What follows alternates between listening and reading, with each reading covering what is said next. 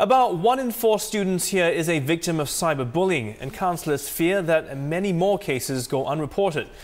Those Channel NewsAsia spoke with say the upcoming protection from harassment bill is timely.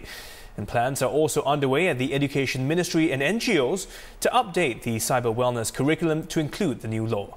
Imelda Saad has more.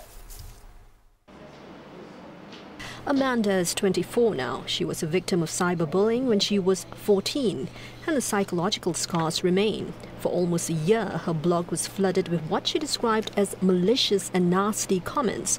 She tells me she felt helpless. I just became somebody with really low self-esteem. That I really couldn't concentrate much, and my studies were affected.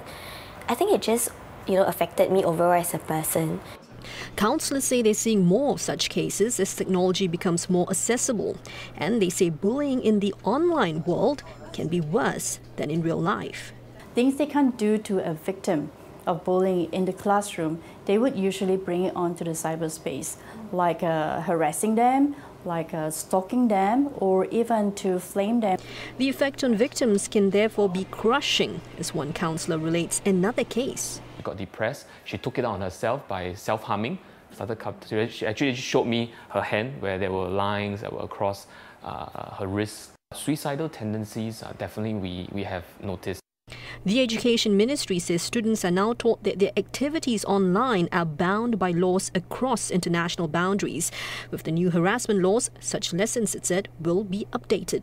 Likewise, the Media Literacy Council and Touch Community Services will also update their cyber wellness curriculum. And the Coalition Against Bullying for Children and Youth is planning a series of roadshows to reach out to key stakeholders.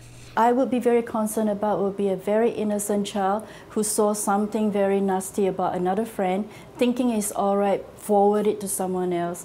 And this poor 7-8-year-old becomes an accomplice in a bullying case and a cyber harassment case. So we don't want to hold this kid up to court or say that, hey, you committed a crime.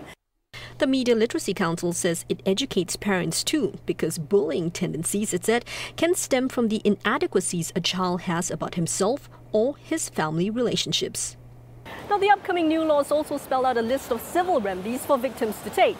For example, getting websites to take down an offending post. But beyond just raising victim awareness, those I spoke with say just as important is educating bystanders and the bullies themselves.